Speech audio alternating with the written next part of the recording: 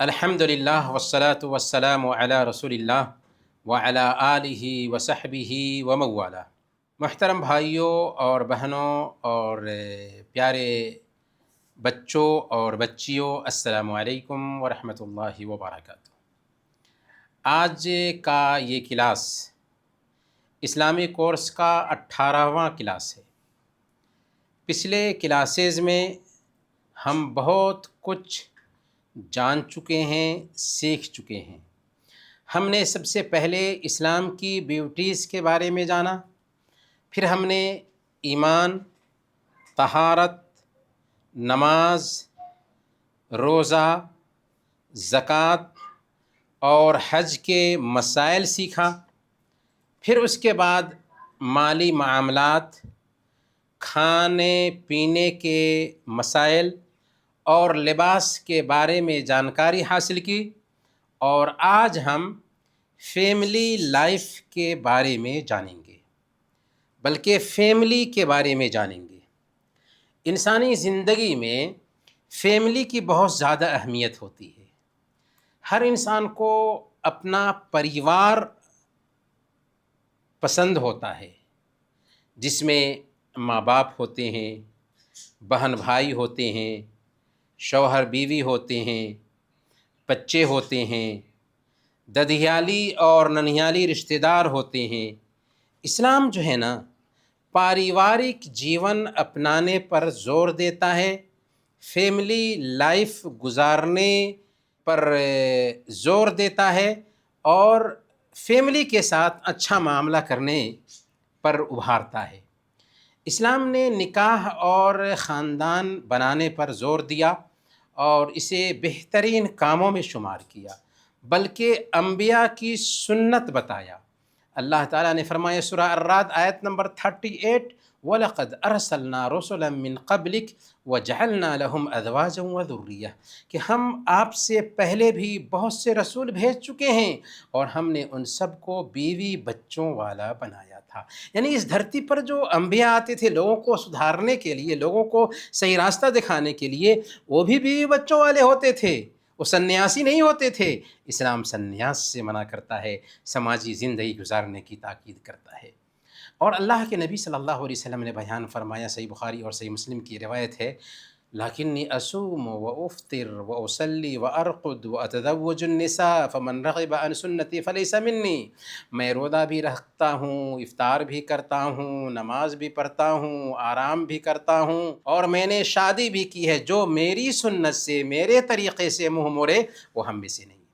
قرآن کو آپ پڑھیں گے تو قرآن نے نکاح کو اللہ تعالیٰ کی نشانیوں میں سے ایک نشانی قرار دیا ہے۔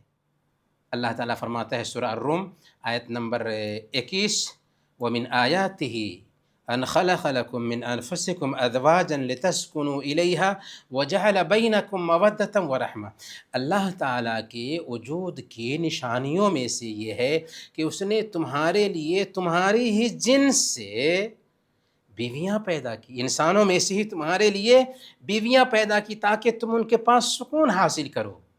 لِتَسْكُنُوا إِلَيْهَا، گویا کہ فیملی لائف بنانے سے ایک انسان کو سکون ملتا ہے، اور تمہارے درمیان محبت اور رحمت پیدا کر دی تو فیملی لائف بنانے سے عجیب طریقے سے سکون ملتا ہے، محبت پیدا ہوتی ہے، اور ایک دوسرے کا خیال رکھنے کا جذبہ پیدا ہوتا ہے۔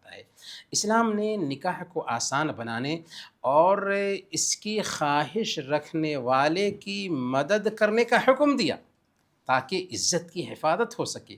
سنن ترمذی کی روایت ہے، اللہ کے نبی صلی اللہ علیہ وسلم نے بیان فرمایا، ثلاثۃ حق علی اللہ عونہم، تین طرح کے لوگ ایسے ہیں کہ جن کی مدد اللہ پر لازم ہے۔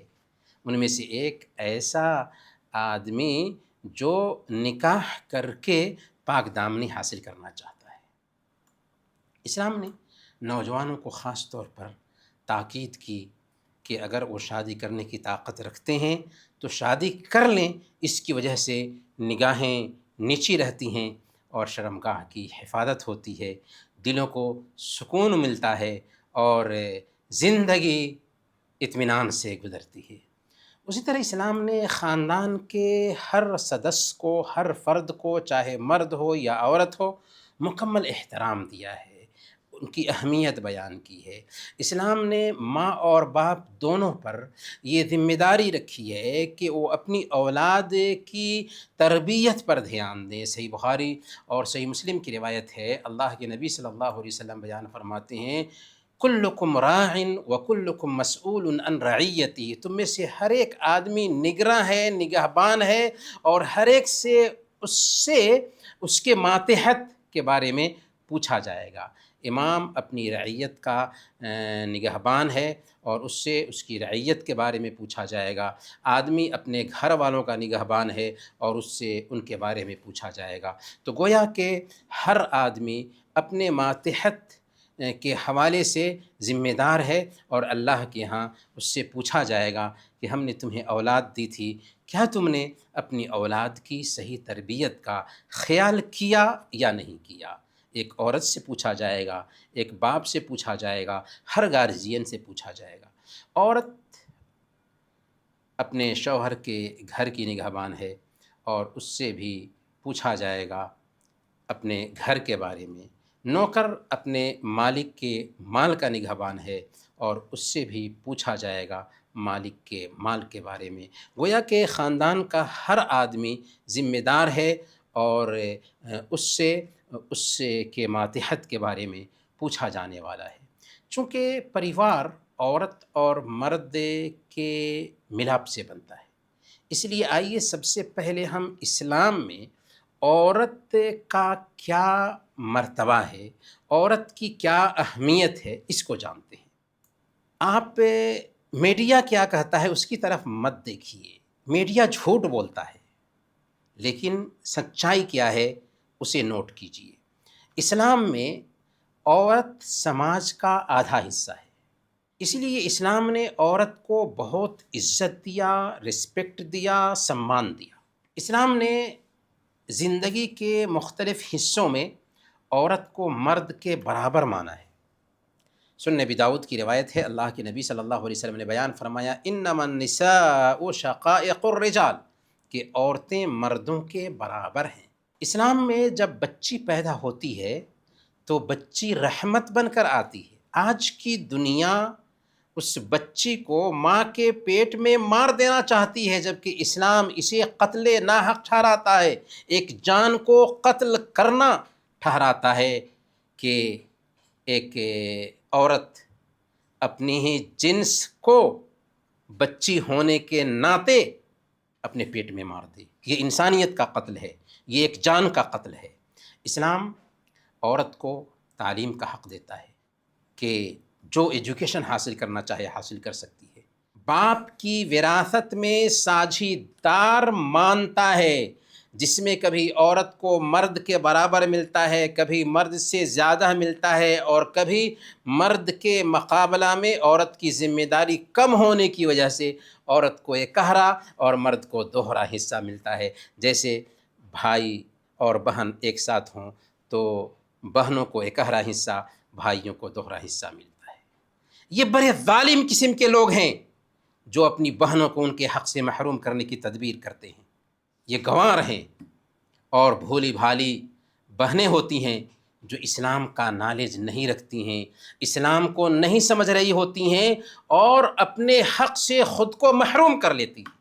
اپنے رب کی سنیں، للرجال نصیب مما ترک الوالدان والاقربون وللنساء نصیب مما ترک الوالدان والاقربون مما قل منه او کثر نصیبا مفروضا، کہ مردوں کو ان کے ماں باپ اور رشتہ دار جو کچھ بھی چھوڑتے ہیں، چاہے مال کم ہو یا زیادہ، برابر ملے گا، اور عورتوں کو بھی ان کے ماں باپ یا رشتہ دار جو چھوڑتے ہیں برابر ملے گا۔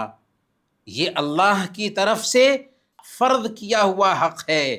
بھائی کوئی احسان نہیں کرتا ہے بہنوں کو جائیداد میں حق دے کر کے، بلکہ اس کا حق دیتا ہے، اور اگر کوئی بھائی یہ حق نہیں دے رہا ہے تو وہ ظالم ہے، غاصب ہے، وہ اپنی بہنوں کا حق مارنے والا ہے۔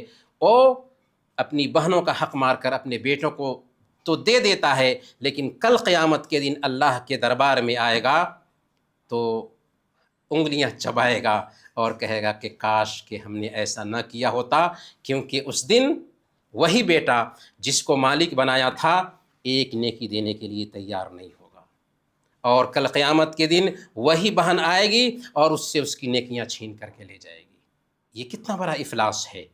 تو اگر عقل آ جائے تو ایسا کوئی بھی انسان نہیں کرے گا، لیکن اس کے لیے اسلام کا نالج چاہیے ہوتا ہے۔ اور پیارے بچوں، پیاری بچیوں، ہم جو دین سیکھ رہے ہیں اس کا مقصد ہی یہی ہے تاکہ ہم دین سیکھ کر کے سمجھ سکیں کہ ہمارا اسلام کتنا پیارا اسلام ہے کہ جیسے مردوں کو ان کا حق دیتا ہے ویسے ہی عورتوں کو بھی ان کا حق دیتا ہے۔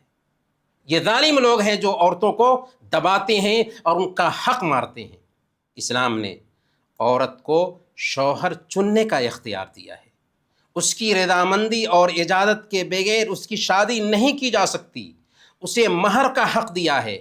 اولاد کی پرورش کی بہت بڑی ذمہ داری اسلام نے عورت کے سر رکھا ہے۔ صحیح بخاری اور صحیح مسلم کی روایت ہے، اللہ کے نبی صلی اللہ علیہ وسلم نے بیان فرمایا وَالْمَرْأَةُ رَاعِيَةٌ فِي بَيْتِ زَوْجِهَا وَمَسْئُولَةٌ عَنْ رَعِيَّتِهَا، کہ عورت اپنے شوہر کے گھر کی نگراں ہے اور اس سے اس کی نگرانی کے بارے میں پوچھا جائے گا، گویا کہ عورت مالکہ ہوتی ہے۔ اسلام کی نظر میں اسلام نے عورت کی شادی کے بعد بھی اس کے باپ سے رشتہ کو باقی رکھا ہے، اسی لیے وہ اپنے باپ کی طرف ہی نسبت رکھے گی۔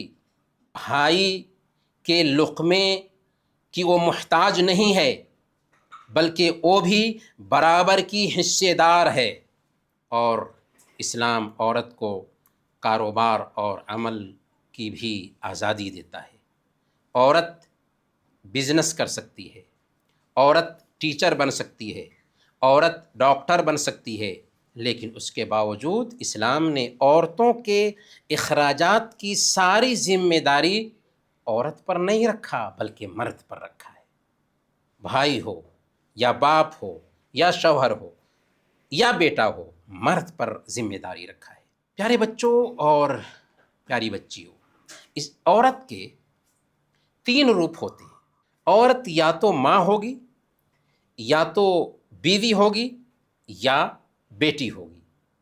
چنانچہ عورت جب ماں کے روپ میں ہوتی ہے تو اسلام یہ کہتا ہے کہ اللہ کے حق کے فوراً بعد، اللہ کے حق کے فوراً بعد ماں کا حق ہے، باپ کا حق ہے۔ جنت ماں کے قدموں تلے ہے۔ صحیح بخاری اور صحیح مسلم کی روایت ہے، اللہ کے نبی صلی اللہ علیہ وسلم کے پاس ایک آدمی آیا اور پوچھا یا رسول اللہ من احق الناس بحسن صحبتی، یا رسول اللہ من احق الناس بحسن صحابتی، میرے اچھے معاملہ کا سب سے زیادہ حق کون رکھتا ہے اے اللہ کے نبی صلی اللہ علیہ وسلم؟ تو آپ نے فرمایا کہ تیری ماں۔ اس نے پوچھا پھر کون؟ آپ نے کہا تیری ماں۔ اس نے پوچھا پھر کون؟ آپ نے کہا تیری ماں۔ اس نے پوچھا پھر کون؟ آپ نے چوتھی مرتبہ کہا تیرا باپ۔ تو ماں کو باپ کے مقابلہ میں بہت زیادہ اونچا مرتبہ حاصل ہے، اس لیے کہ وہ ماں ہے۔ عورت جب بیوی کے روپ میں ہوتی ہے تو اسلام اسے دنیا کی سب سے بہترین دولت قرار دیتا ہے اور اس سے بہتر معاملہ کرنے کا حکم دیتا ہے۔ سنن ترمذی کی روایت ہے، اللہ کے نبی صلی اللہ علیہ وسلم نے بیان فرمایا جو ہم سب کے آئیڈیل ہیں، کیا کہا؟ خیرکم خیرکم لأہلہ وانا خیرکم لأہلی، تم میں بہتر وہ ہے جو اپنے گھر والوں کے لیے بہتر ہو اور میں تم سب میں اپنے گھر والوں کے لیے بہتر ہوں۔ ہمارے آئیڈیل محمد الرسول اللہ صلی اللہ علیہ وسلم اپنے گھر والوں کے لیے سب سے بہتر انسان تھے۔ باہر کے لوگوں کے لیے جو اچھا ہو وہ اچھا انسان نہیں، جو اپنے گھر والوں کے لیے بہتر ہو وہ اچھا انسان ہے۔ اور عورت جب بیٹی کے روپ میں ہوتی ہے تو اسلام اسے رحمت قرار دیتا ہے۔ رحمت ہے بیٹیاں۔ صحیح بخاری اور صحیح مسلم کی روایت ہے، اللہ کے نبی صلی اللہ علیہ وسلم نے بیان فرمایا من ابتلی من البنات بشیء فاحسن الیہن کن لہ سترا من النار، جو کوئی بھی ان بچیوں کے تئیں کسی طرح سے آزمایا جائے اور اس نے ان کے ساتھ اچھا معاملہ کیا تو یہ بیٹیاں اس کے لیے جہنم سے پردہ اور رکاوٹ بن جائیں گی۔ جی ہاں، یہ بچیاں ہیں کہ ان کے تعلق سے کسی طرح سے بھی ہم آزمائے جاتے ہیں تو یہ بچیاں ہمارے لیے رکاوٹ بننے والی ہیں۔ اسلام نے سماج کی ایسی کمزور عورتوں کی بھی دیکھ ریکھ کا انتظام کیا جس کا کوئی نہ ہو۔ صحیح بخاری اور صحیح مسلم کی روایت ہے، اللہ کے نبی صلی اللہ علیہ وسلم نے بیان فرمایا، الساعی علی الارملۃ والمسکین کالمجاہد فی سبیل اللہ وکالقائم لا یفطر وکالصائم لا یفطر، کہ غریبوں اور بیواؤں کی خبر لینے والا، ان کی دیکھ ریکھ کرنے والا، اللہ کے راستے میں جہاد کرنے والے، یا بغیر کھائے پیے لگاتار روزہ رکھنے والے اور بغیر سوئے ہوئے لگاتار نماز پڑھنے والے کے جیسے ہے۔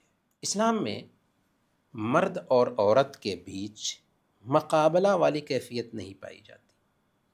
کچھ سوسائٹیز میں دیکھنے کو ملتا ہے کہ مرد عورت پر ظلم کرتے ہیں، عورتوں کو جائیداد میں ان کو حق نہیں دیتے، اپنی مرضی سے ان کو جینے نہیں دیتے، اور کچھ سوسائٹیز میں عورت خود بغاوت کرتی ہے، اپنے گھر اور بچوں کی ذمہ داری ادا نہیں کرتی، مرد کی مخالفت کو اپنی آزادی سمجھتی ہے، اپنا کھانا خود گرم کرو، میرا جسم میری مرضی جیسی باتیں پاکستان میں سننے کو ملی تھیں کچھ دنوں پہلے۔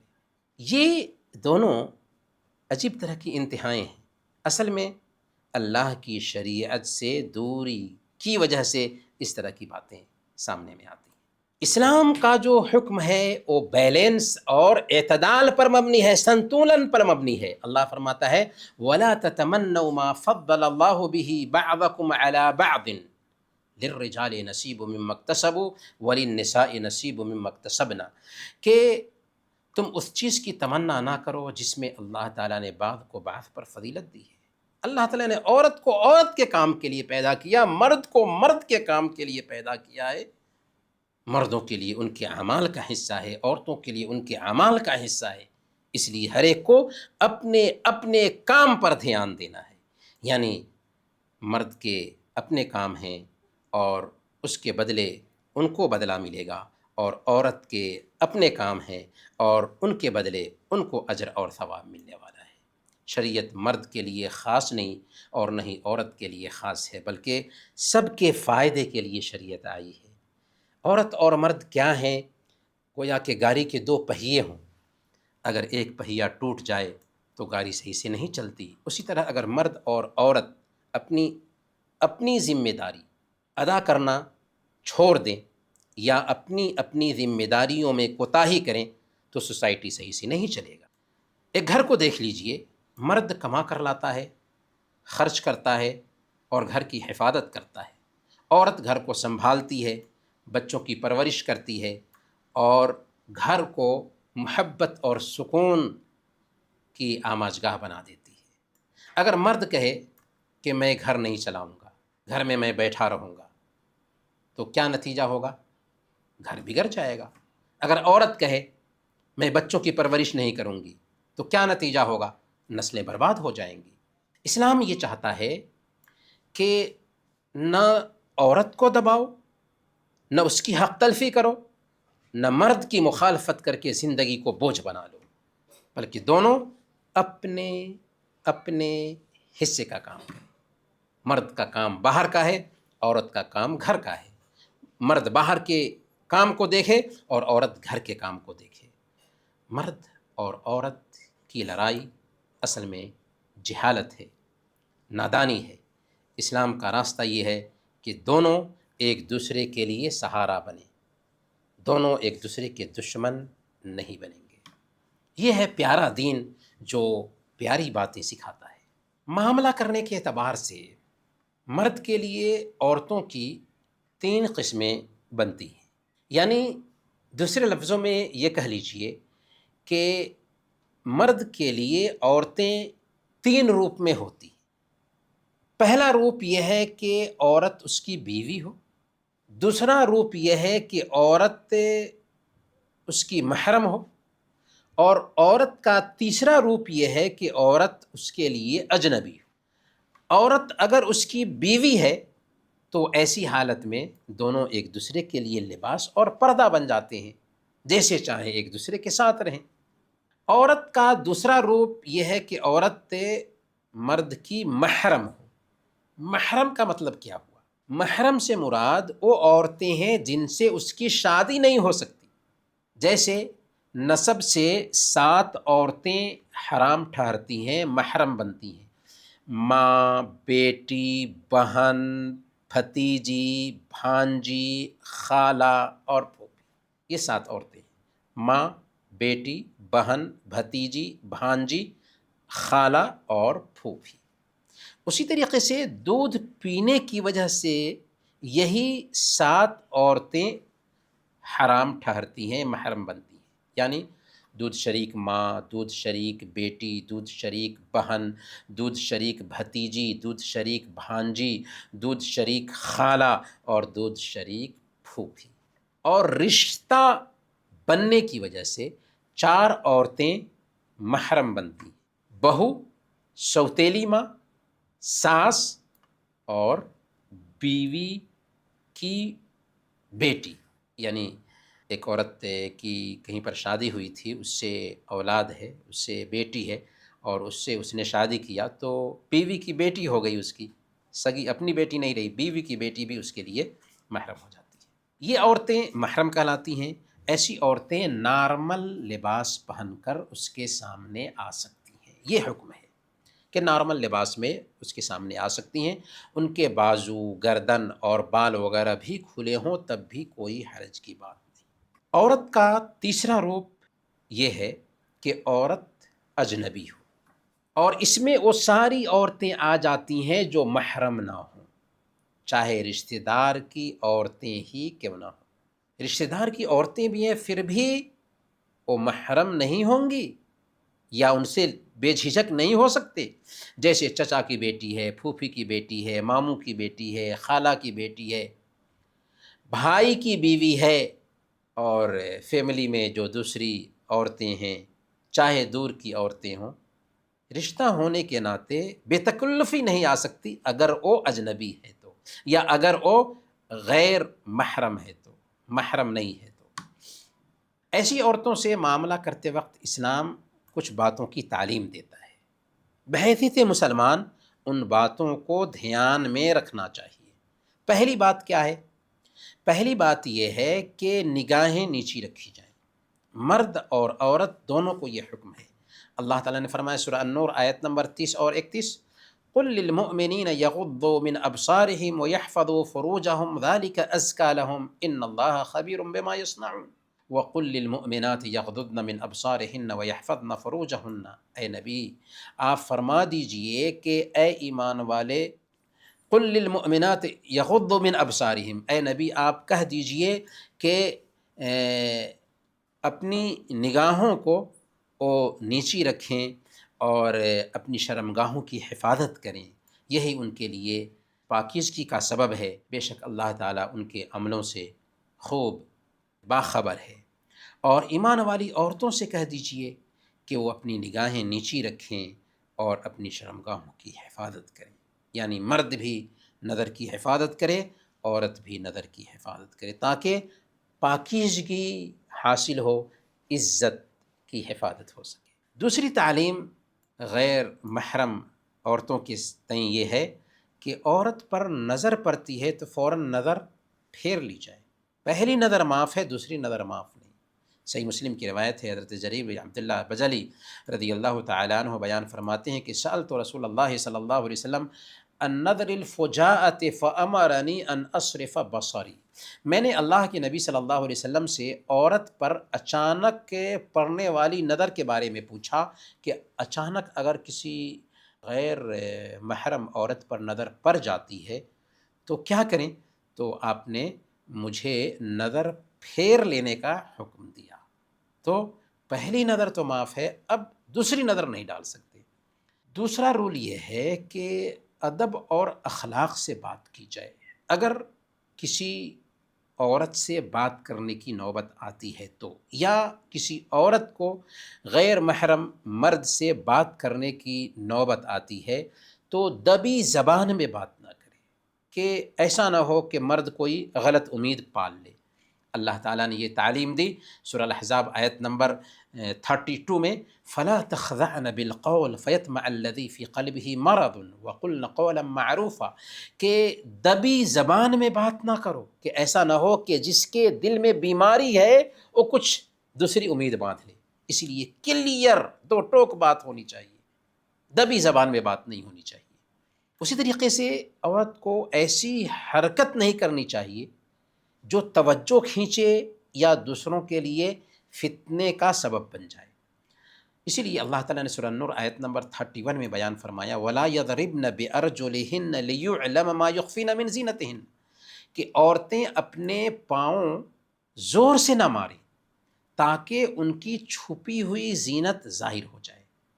یعنی پائل وغیرہ اگر عورت نے پہن رکھا ہے اور زور سے چلنے کی وجہ سے زینت ظاہر ہوگی، اور اس طریقے سے عورت کی زینت ظاہر ہوگی، تو جو غلط ارادہ رکھنے والے لوگ ہیں وہ اس کی طرف دیکھیں گے۔ تیسرا رول یہ ہے کہ اجنبی عورت کے ساتھ تنہائی اختیار نہ کی جائے۔ سنن ترمذی کی روایت ہے، اللہ کے رسول صلی اللہ علیہ وسلم نے بیان فرمایا کہ الا لا يخلون رجل بامرأة الا كان الشیطان ثالثهما، کہ جب بھی کوئی مرد کسی عورت کے ساتھ اکیلے میں ہوتا ہے تو وہاں تیسرا کون ہوتا ہے؟ شیطان ہوتا ہے۔ اس لیے اجنبی مرد اور عورت کا اکیلے میں ہونا فتنے سے خالی نہیں، تیسرا وہاں پر شیطان ہوتا ہے جو دونوں کو اکساتا ہے برائی پر۔ چوتھا رول یہ ہے کہ عورتیں مردوں سے پردہ کریں۔ اللہ نے مردوں کی بجائے عورتوں پر پردہ فرض کیا ہے، مرد پر پردہ فرض نہیں کیا، عورتوں پر پردہ فرض کیا ہے۔ کیوں عورتوں کو حکم دیا ہے کہ وہ حجاب پہنے، پردہ کریں؟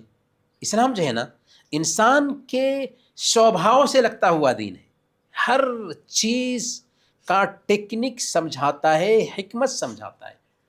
کیونکہ عورتیں جو ہوتی ہیں نا، خوبصورتی اور اٹریکشن کے سادھنوں سے بھری ہوتی ہیں، اور مرد کو اس کی طرف اٹریکٹ کرتی ہے، اور مرد جو ہے اس کی طرف اٹریکٹ ہوتے ہیں، اس کی طرف ان کا دل کھینچتا ہے۔ جتنا مرد عورت کے لیے فتنہ نہیں بنتا، اس سے کہیں زیادہ عورت مرد کے لیے آزمائش بنتی ہے۔ اسی لیے اسلام نے عورت پر حجاب فرض کیا ہے۔ دوبارہ سنیے، آخر پردہ عورتوں کے لیے کیوں ہے، مرد کے لیے کیوں نہیں؟ اس لیے کہ عورتیں خوبصورتی اور اٹریکشن کے سادھنوں سے بھری ہوتی ہیں جو مرد کو اس کی طرف اٹریکٹ کرتی ہے۔ جتنا مرد عورت کے لیے فتنہ نہیں ہوتا، اس سے کہیں زیادہ عورت مرد کے لیے فتنہ بنتی ہے۔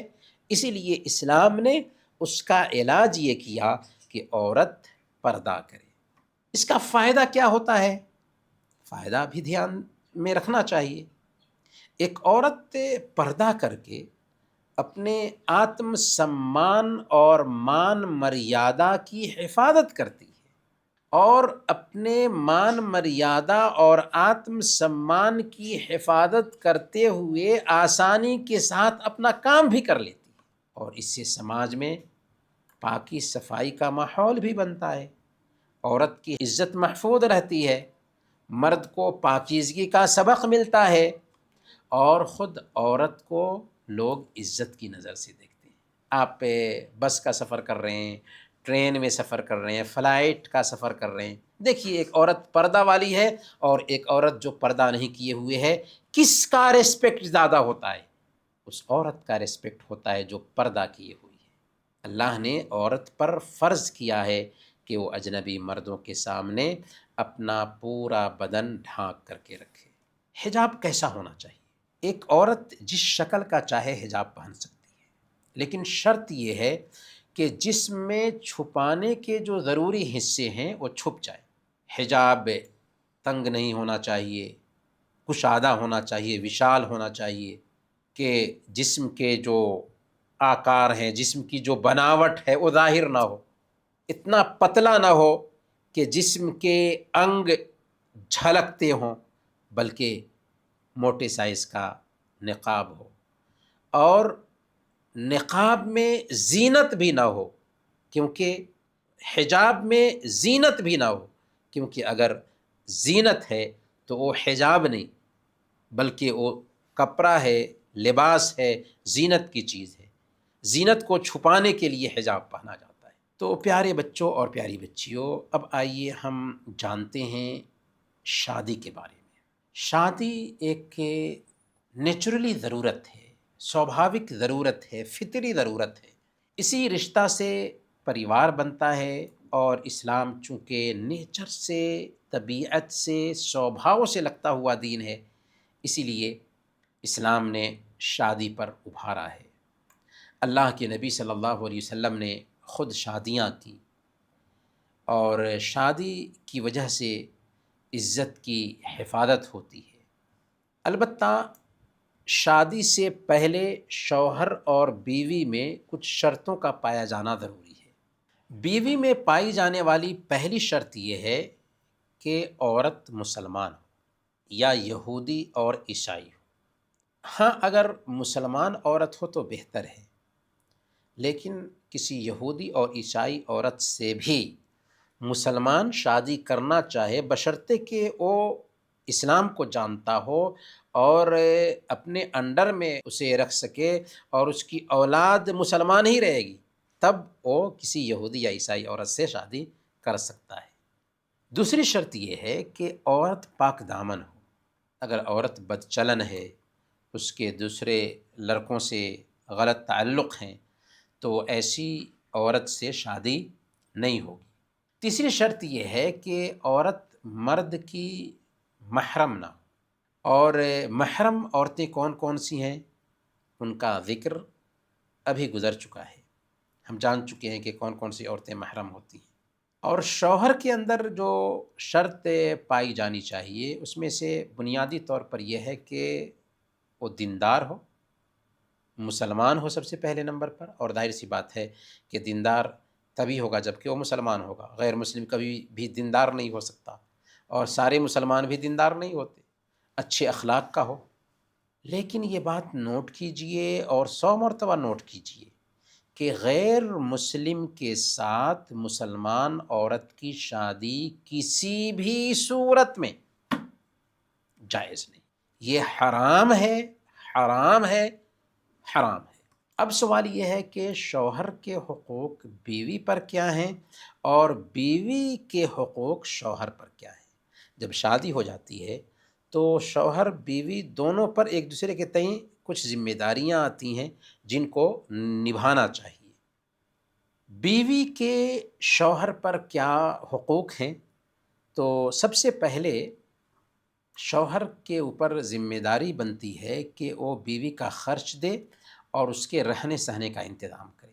اسلام کی بیوٹی دیکھیے کہ بیوی بچوں کو کھلانے پر بھی اللہ تعالی ہمیں ثواب دیتا ہے۔ صحیح بخاری اور صحیح مسلم کی روایت ہے، اللہ کے نبی صلی اللہ علیہ وسلم نے بیان فرمایا، اذا انفق المسلم نفقة على اہلہ وهو يحتسبها كانت له صدقہ، کہ جب آدمی ثواب کی نیت سے اپنی فیملی پر خرچ کرتا ہے تو اسے صدقہ کرنے کا ثواب ملتا ہے۔ فیملی پر خرچ کیا اور نیت ہے کہ ہم اپنی فیملی کو حلال طریقے سے کھلائیں گے، تو اس پر بھی اس کو صدقہ کرنے کا ثواب ملتا ہے۔ دوسرے نمبر پر بیوی کے ساتھ اچھے طریقے سے گزر بسر کرے۔ اللہ نے فرمایا سورہ النساء آیت نمبر 19، وَعَاشِرُهُنَّ بِالْمَعْرُوفِ فَإِنْ كَرِهْتُمُوهُنَّ فَعَسَىٰ أَن تَكْرَهُوا شَيْئًا وَيَجْعَلَ اللَّهُ فِيهِ خَيْرًا كَثِيرًا، کہ ان عورتوں کے ساتھ دستور کے مطابق اچھے طریقے سے نباہ کرو۔ اچھے طریقے سے نباہ کرنے کا مطلب کیا ہوا؟ اچھے طریقے سے نباہ کرنے کا مطلب یہ ہوا کہ بیوی کی خوبیوں پر نگاہ ہو، خامیوں کو نظر انداز کرے۔ اسی لیے اللہ تعالیٰ نے اسی آیت میں کیا فرمایا، فَإِن كَرِهْتُمُوهُنَّ فَعَسَىٰ أَن تَكْرَهُوا شَيْئًا وَيَجْعَلَ اللَّهُ فِيهِ خَيْرًا كَثِيرًا۔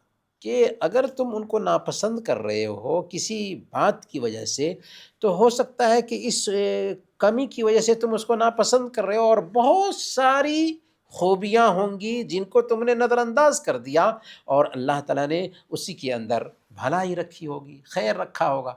اسی لیے اللہ کے نبی صلی اللہ علیہ وسلم صحیح مسلم کی روایت کے مطابق بہت ہی پتے کی بات بتاتے ہیں، اسے نوٹ کر کے رکھنا چاہیے، یاد رکھنا چاہیے ہر مسلمان کو۔ آپ نے فرمایا لا یفرق مؤمن مؤمنۃ ان کرہ منہا خلقا رضی منہا آخر، کہ کوئی مومن اپنی مومنہ بیوی کو ناپسند نہ کرے، اگر اس کی کوئی ایک ادا پسند نہیں ہے تو بہت ساری ادائیں ہوں گی جو اس کو پسند ہوں گی۔ مطلب کیا ہوا؟ مطلب یہ ہوا کہ بیوی کی کمی پر دھیان نہیں دینا ہے، بلکہ اس کی خوبیوں پہ دھیان دینا ہے۔ جب خوبیوں پہ دھیان دیتے ہیں نا تو کمیاں چھپ جاتی ہیں، اور کمیوں پہ دھیان دیتے ہیں نا تو ہم اس مکھی کے جیسے بن جاتے ہیں جو صرف کچرے پر بیٹھتا ہے۔ ویسا نہیں بننا چاہیے، بلکہ خوبیوں پر دھیان دینا چاہیے، کمیاں چھپ جائیں گی۔ اور کمی کس کے اندر نہیں؟ کمی تو ہر انسان کے اندر ہوتی ہے۔ تو یہ ٹیکنک بتایا اللہ کے نبی صلی اللہ علیہ وسلم نے۔ اسی طریقے سے نبی اکرم صلی اللہ علیہ وسلم نے عورتوں کے ساتھ اچھا برتاؤ کرنے کی تاکید کی، چونکہ مزاج میں مرد اور عورتوں کے اختلاف ہوتا ہے۔ مرد اور مرد کے مزاج میں اختلاف ہوتا ہے کہ نہیں؟ جب ایک ہی جنس کے دو آدمی کے مزاج میں اختلاف ہوتا ہے تو یہاں تو جنس کا فرق ہے، تو یہاں تو اختلاف اور زیادہ ہوگا۔ اللہ تعالیٰ نے مرد کی طبیعت الگ رکھی ہے، عورت کی طبیعت الگ رکھی ہے، تو اختلاف تو ہوگا ہی، لیکن وہیں پر تعلیم کیا دی گئی ہے۔ صحیح بخاری اور صحیح مسلم کی روایت ہے، اللہ کے نبی صلی اللہ علیہ وسلم نے بیان فرمایا استوصوا بالنساء خیرا، کہ عورتوں کے ساتھ میری نصیحت قبول کرو، اچھا معاملہ کرنے کی نصیحت، کیونکہ عورتیں پسلی کی ہڈی سے پیدا کی گئی ہیں، اور پسلی کی ہڈی ٹیڑھی ہوتی ہے، اور یہ ٹیڑھاپن عورت کے اندر عیب نہیں بلکہ اس کی خوبی ہے۔ عورت کی نزاکت اللہ تعالیٰ نے اس کے اندر رکھی تاکہ اس کو اس خوبی سے مالا مال کرے۔ تو یہ عورت کے اندر جو نزاکت ہوتی ہے اس کے اندر عیب نہیں بلکہ خوبی ہے، اس لیے عورت کو اسی انداز میں سمجھنا چاہیے، اپنے جیسے اتارنے کی کوشش نہیں کرنی چاہیے۔ شوہر بیوی اگر ایک دوسرے کو سمجھ لینا، ایک دوسرے کے ساتھ معاملہ کرتے ہوئے ایک دوسرے کی طبیعت کو، ایک دوسرے کی سوچ کو، ایک دوسرے کی پسند کو سمجھ لیں، سارا مسئلہ حل ہو جائے گا۔ بیوی پر ظلم کرنا، بیوی کو مارنا اچھے انسان کی پہچان نہیں۔ غلطی ہوتی ہے تو سدھار کے لیے مشورہ کرنا چاہیے، نصیحت کرنی چاہیے۔ اللہ کے نبی صلی اللہ علیہ وسلم ہم سب کے آئیڈیل ہیں نا۔ اللہ کے نبی صلی اللہ علیہ وسلم نے کیا فرمایا؟ سنن ترمذی کی روایت ہے، اللہ کے نبی صلی اللہ علیہ وسلم فرماتے ہیں کہ خیرکم خیرکم لأہلہ وانا خیرکم لأہلی، تم میں سے بہتر وہ ہے جو اپنے گھر والوں کے لیے بہتر ہو، میں تم سب میں اپنے گھر والوں کے لیے بہتر ہوں۔ اللہ کے نبی صلی اللہ علیہ وسلم نے کبھی بھی اپنی بیویوں پہ ہاتھ نہیں اٹھایا، اور گنوار لوگ ہوتے ہیں جو اپنی بیویوں کو مارتے ہیں، گنوار ہوتے ہیں وہ، بیوی مارنے کے لیے ہوتی ہے۔ بیوی کا حق یہ بھی ہے کہ شوہر اس کو دین سکھائے یا دین سیکھنے کا انتظام کرے، اسے اچھے کاموں کا حکم دے اور برائی سے روکے۔ اللہ تعالیٰ نے سورۃ تحریم آیت نمبر 6 میں بیان فرمایا یا ایھا الذین آمنوا قوا انفسکم واہلیکم نارا، اے ایمان والو اپنے آپ کو اور اپنے گھر والوں کو جہنم کی آگ سے بچاؤ۔ گھر میں شوہر بیوی کے بیچ ہونے والی جو راز کی باتیں ہیں انہیں باہر لے جا کر کے اپنے دوستوں سے نہ بیان کرے۔ گھٹیا انسان ہے جو گھر کے راز کی بات، شوہر بیوی کی آپس کی گفتگو دوسروں کے کان میں ڈالتا ہے۔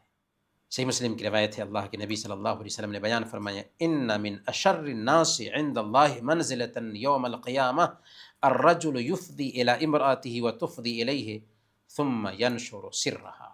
قیامت کے دن اللہ کے نزدیک سب سے برے لوگوں میں سے وہ آدمی ہوگا جو اپنی بیوی کے پاس جائے اور بیوی اس کے پاس آئے، یعنی شوہر بیوی کا تعلق قائم کرے اور پھر اس راز کو دوسروں سے بیان کرتا پھرے۔ نہایت ہی گھٹیا انسان ہے ایسا انسان۔ یہ تو بیوی کے حقوق رہے۔ شوہر کے حقوق کیا ہیں بیوی پر؟ تو پہلے نمبر پر بیوی کے لیے ضروری ہے کہ شوہر کی بات مانے۔ اللہ نے عورت اور مرد دونوں میں مرد کو گھر کا ذمہ دار اور گارجین بنایا ہے۔ اگر گھر میں کوئی گارجین نہ ہونا تو گھر صحیح سے نہیں چلتا۔ مرد اور عورت میں گارجین بننے کا حق کس کو ہے؟ عقل کہتی ہے، فطرت کہتی ہے کہ عورت کو نہیں بلکہ مرد کو ہے، اس کا کوئی انکار کر ہی نہیں سکتا۔ اس لیے اسلام نے کہا کہ گھر کا گارجین مرد ہوگا۔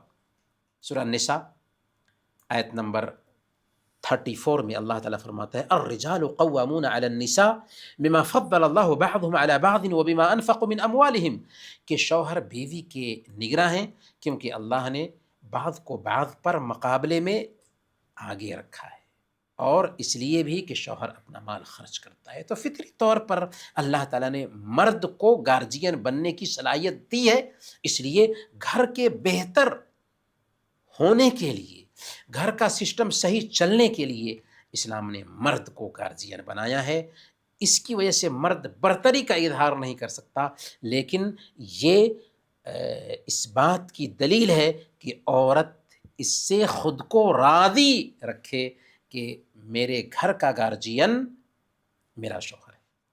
سنن ابن ماجہ کی روایت ہے، اللہ کے نبی صلی اللہ علیہ وسلم نے بیان فرمایا لو كنت امر احدا ان يسجد لاحد لامرت المرأة ان تسجد لزوجها، کہ اگر میں کسی کو حکم دیتا کہ کسی دوسرے کو سجدہ کرے تو میں ایک عورت کو حکم دیتا کہ وہ اپنے شوہر کو سجدہ کرے۔ اسلام میں اللہ کے علاوہ کسی کے لیے سجدہ کرنے کی اجازت نہیں، لیکن شوہر کا کیا حق ہے اس کا اندازہ اللہ کے نبی صلی اللہ علیہ وسلم سے کی اس بات سے لگائیے کہ اللہ کے نبی صلی اللہ علیہ وسلم کہتے ہیں کہ اگر اجازت ملتی کسی کو سجدہ کرنے کی تو ایک عورت کو حکم دیا جاتا کہ وہ اپنے شوہر کو سجدہ کرے، لیکن اسلام میں اللہ کے علاوہ کسی اور کو سجدہ کرنے کی اجازت نہیں۔ صحیح الجامع کی روایت ہے، اللہ کے نبی صلی اللہ علیہ وسلم نے ایک شادی شدہ عورت کو اس کا حق یاد دلاتے ہوئے کہا تھا فَانْظُرِي أَيْنَ أَنْتِ مِنْهُ فَإِنَّمَا هُوَ جَنَّتُكِ وَنَارُكِ۔ ایک عورت آئی اللہ کے نبی صلی اللہ علیہ وسلم کے پاس، اللہ کے نبی صلی اللہ علیہ وسلم نے اس سے پوچھا کہ کیا تو شادی شدہ ہے؟ اس نے کہا کہ ہاں یا رسول اللہ۔ آپ نے پوچھا کہ تم اپنے شوہر کے ساتھ کیسی ہو؟ اس نے کہا کہ میں اپنی طاقت کے مطابق ان کی بات ماننے کی کوشش کرتی ہوں، ان کی خدمت کرتی ہوں، ان کے حکم کو سر آنکھوں پہ رکھتی ہوں۔ آپ نے یہ بات بتائی اس وقت، اور آپ نے یہ تاکید کی اس وقت کہ تم غور کر کے دیکھ لو کہ تم اس کے ساتھ کیسا معاملہ کر رہی ہو، کیونکہ وہی تمہارے لیے جنت ہے اور وہی تمہارے لیے جہنم ہے۔ یعنی اس کی خدمت کرو گی تو جنت میں جاؤ گی، اور اس کی نافرمانی کرو گی تو جہنم میں جاؤ گی۔ لیکن حرام کاموں میں نافرمانی میں بات نہیں مانی جائے گی شوہر کی، جائز کاموں میں۔ شوہر کا دوسرا حق یہ ہے کہ بیوی شوہر کو آنند لینے کا موقع دے، شوہر کے لیے بناؤ سنگھار کرے، شوہر کی ضرورت پوری کرنے کے لیے ہر وقت تیار رہے، سوائے اس کے کہ اس کے پاس کوئی شرعی عذر ہو، مجبوری ہو۔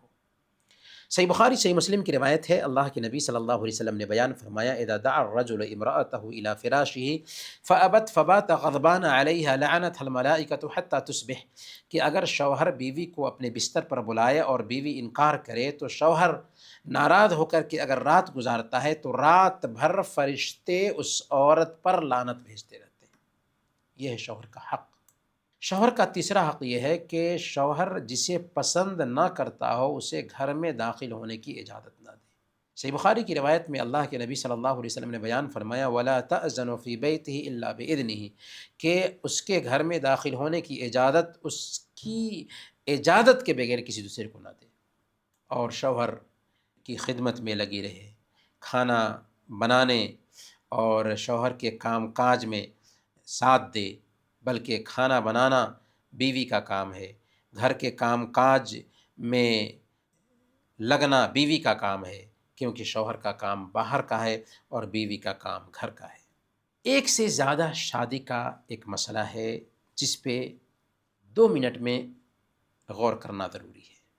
اسلام میں اصل یہ ہے کہ ایک مرد ایک عورت سے شادی کرے اور دونوں آپس میں محبت سے رہیں اور اپنے بچوں کی تربیت کریں، لیکن اسلام نے کچھ حکمتوں کے تحت ایک سے زیادہ شادی کرنے کی اجازت دی ہے، جیسا کہ پچھلی شریعتوں میں بھی اجازت تھی، اسی لیے اسلام نے اس کی اجازت دی ہے کہ ایک سے زیادہ شادی ہو سکتی، لیکن اس کو الٹپ نہیں رکھا جیسا کہ ہم اپنے سماج میں دیکھتے ہیں۔ اسی لیے عورتیں اس ایک سے زیادہ شادی کو درد سر سمجھنے لگی ہیں، حالانکہ یہ رحمت ہے اگر اس کی حکمت کو سمجھ لیا جائے تو، اور اس کی شرطوں کو برتا جائے تو۔ سب سے اہم بات کیا ہے؟ سب سے اہم بات یہ ہے کہ وہی دوسری شادی کر سکتا ہے جو اپنی بیویوں کے بیچ انصاف کرے، خرچہ میں، رہائش میں، رات گزارنے میں۔ اگر انصاف نہیں کرتا ہے تو اس کے لیے جائز نہیں ہے، حرام ہے کہ وہ دوسری شادی کرے۔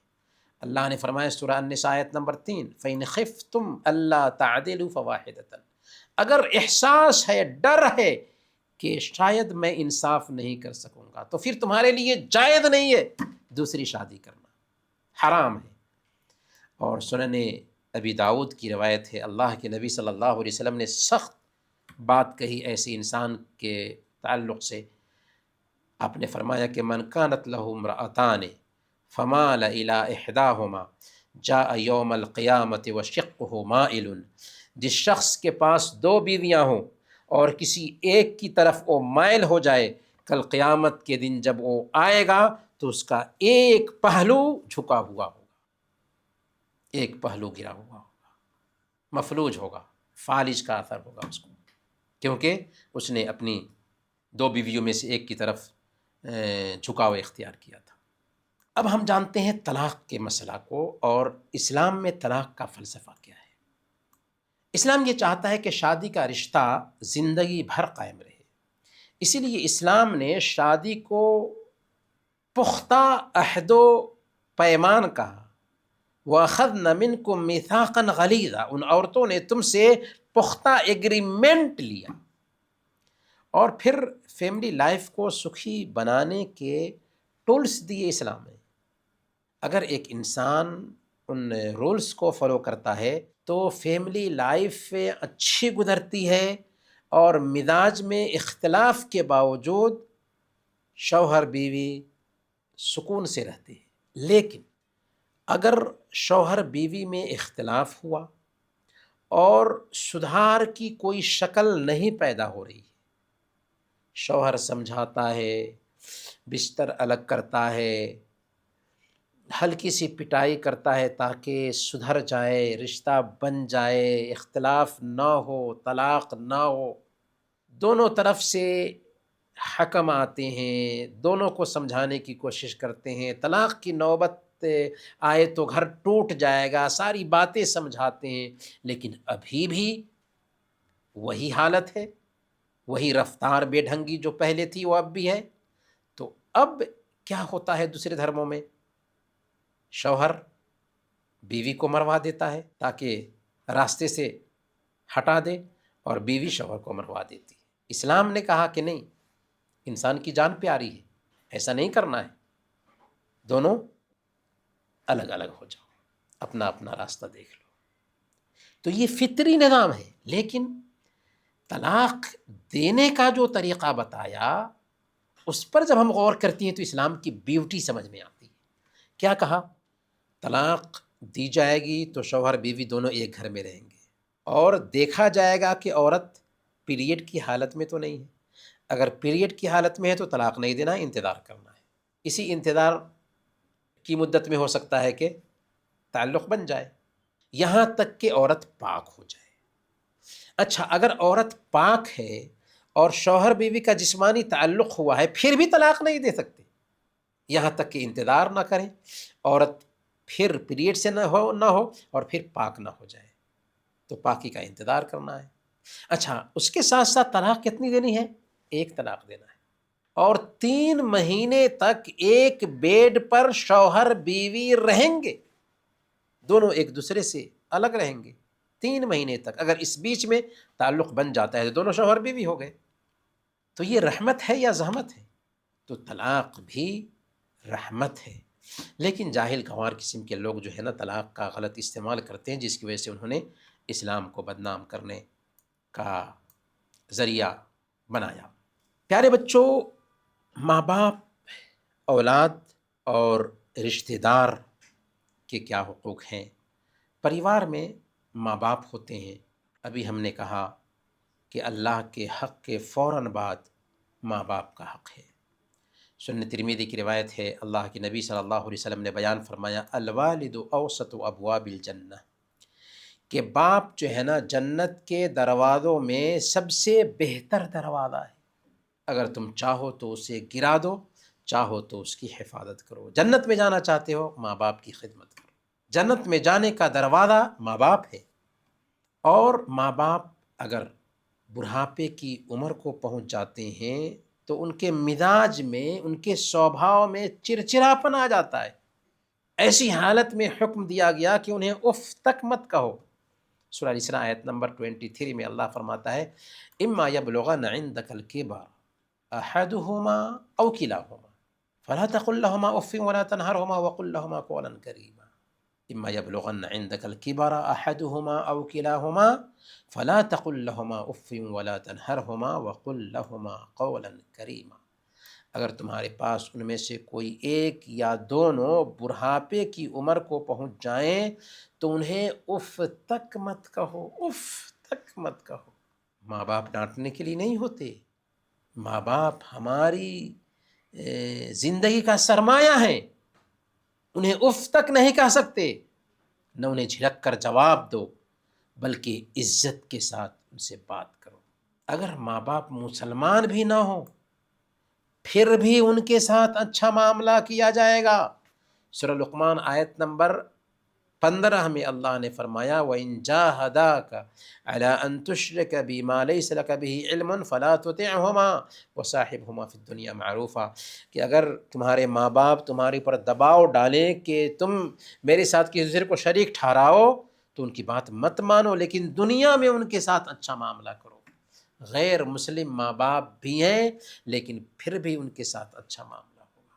پریوار میں اولاد کی بھی بڑی اہمیت ہوتی ہے۔ اولاد کا یہ حق ہے کہ باپ ان کے لیے نیک اور دیندار ماں کا چوائس کرے، ان کا اچھا نام رکھے، ان کی اچھی تعلیم کا انتظام کرے، انہیں دین سکھائے۔ ماں باپ دین کی باتیں انہیں سمجھائیں، قرآن سکھائیں، سورتیں یاد کرائیں، اللہ کے نبی صلی اللہ علیہ وسلم کی احادیث یاد کریں، اللہ کے نبی صلی اللہ علیہ وسلم کی سیرت سنائیں، اور انہیں اچھے اخلاق کی تعلیم دیں، برے اخلاق سے روکیں، انہیں زندگی کے آداب سکھائیں، ان کے بیچ انصاف کریں۔ اور آج بری سنگت کی وجہ سے زیادہ تر بچے خراب ہوتے ہیں، تو بچوں کی دوستی کن لوگوں کے ساتھ ہے، ماں باپ کو اس پر دھیان رکھنا چاہیے۔ ان کے اگر برے دوست ہیں تو برے دوستوں سے ان کو بچانا چاہیے۔ انٹرنیٹ کا غلط استعمال کرتے ہیں تو انہیں تاکید کرنی چاہیے کہ انٹرنیٹ گندی چیز ہے، اگر اس سے فائدہ اٹھانا ہے تو اسی حد تک اسے یوز کرو۔ تو یہ ساری ذمہ داری ہے ماں باپ کی، انہیں یہ ذمہ داری ادا کرنی چاہیے۔ آخری جو نقطہ ہے جس پر اپنی بات میں ختم کر رہا ہوں وہ ہے رشتہ دار۔ اسلام میں ددیالی اور ننیالی رشتے کی بہت زیادہ اہمیت ہوتی ہے۔ رشتہ توڑنے پر، رشتہ بنانے پر زور دیا گیا ہے، اور رشتہ توڑنے سے سخت طریقے سے روکا گیا ہے۔ رشتہ بنانے پر زور دیا گیا ہے، اور رشتہ اگر توڑتے ہیں تو اس حوالے سے سخت وعید آئی ہے۔ صحیح بخاری اور صحیح مسلم کی روایت ہے، اللہ کے نبی صلی اللہ علیہ وسلم نے بیان فرمایا، لا يدخل الجنت قاطع، رشتہ کاٹنے والا، رشتہ توڑنے والا جنت میں داخل نہیں ہوگا۔ تو یہ فیملی کے حوالے سے، پریوار کے حوالے سے گفتگو تھی جو میں نے آپ کے سامنے رکھا، جس میں ہم نے فیملی کے بارے میں بہت ساری تفصیل جانی.